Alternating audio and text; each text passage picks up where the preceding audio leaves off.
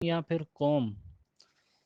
تو نیشن یا پھر قوم کا جو کنسیپٹ ہے وہ اللہ تعالیٰ نے جو ہے وہ قرآن مجید میں بھی خود بیان فرمایا ہے۔ سورہ حجرات میں آیت نمبر 13 اللہ تعالیٰ فرماتے ہیں کہ او ہیومن بینگس انڈیڈ، بے شک انسانوں، we created you all from a male and a female and made you into nations and tribes so that you may know one another۔ اے انسانوں، ہم نے تمہیں ایک مرد اور ایک عورت سے پیدا کیا اور تمہیں قبیلوں اور قوموں میں بانٹ دیا تاکہ تم ایک دوسرے کو پہچانو۔ Verily the noblest of you in the sight of Allah is the most God fearing۔ بے شک اللہ تعالیٰ کے نزدیک تقوی رکھنے والا سب سے عزیز ہے، سب سے قریب ہے۔ تو اس کنسیپٹ سے، اس آیت سے ہمیں یہ اندازہ ہوتا ہے کہ اللہ تعالیٰ نے اولاد آدم کو، یعنی بنی نوع انسان کو، ایک دوسرے کی پہچان کے لیے مختلف قبیلوں اور مختلف قوموں میں بانٹ دیا۔ اور اگر ہم اس کو دوسری نظر سے دیکھیں کہ انسان کا جو ہمیشہ سے، انسان نے جب زمین پہ قدم رکھا، اولاد آدم، تو وہ ہمیشہ سے ایک کمیونٹی کی فارم میں رہی ہے۔ اگر ہم صرف انسانوں کی بات نہ بھی کریں، تمام کے تمام جتنے بھی جاندار ہیں وہ ایک کمیونٹی میں رہتے ہیں۔ جس طرح کہ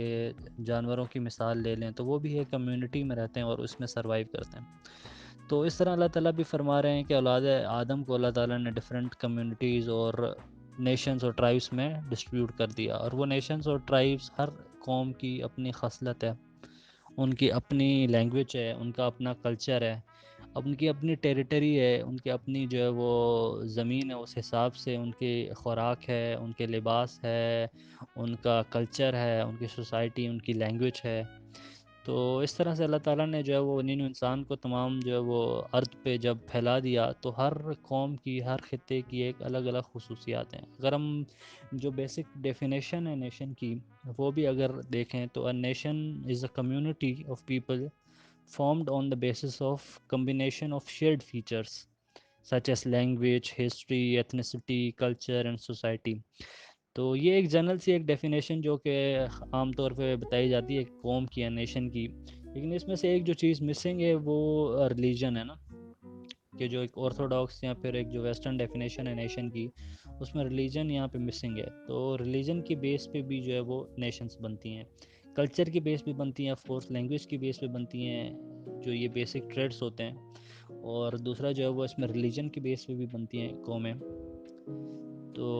اس کے جو ہے وہ اگر ہم بات کریں، کیونکہ اقبال کا بھی ایک شعر ہے نا کہ قوم مذہب سے ہے مذہب جو نہیں تم بھی نہیں، جذب باہم جو نہیں محفل انجم بھی نہیں۔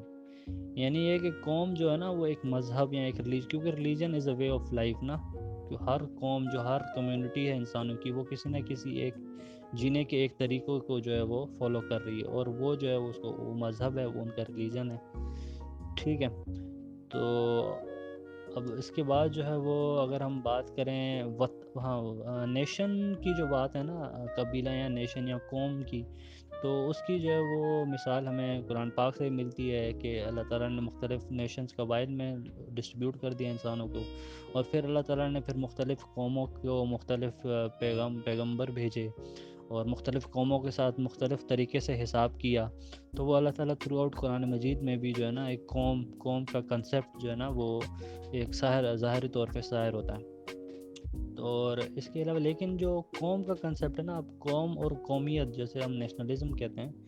تو ان کنسیپٹ میں فرق ہے۔ تو قرآن مجید یا اسلام میں نیشن کا کنسیپٹ ہے، نیشنلزم کا کنسیپٹ نہیں ہے، یعنی قوم کا کنسیپٹ ہے، قومیت کا کنسیپٹ نہیں ہے۔ اس سے مراد قومیت سے میری یہ ہے کہ آپ ایک قوم کو اس کی قومیت کی بنا پر جو ہے وہ اس قوم سے، یعنی کہ اپنی جو نیشن ہے، نیشن جو ہے وہ، چلے میں اس کو دوسرے سیشن میں باقاعدہ جو ہے نا میں لکھتا ہوں۔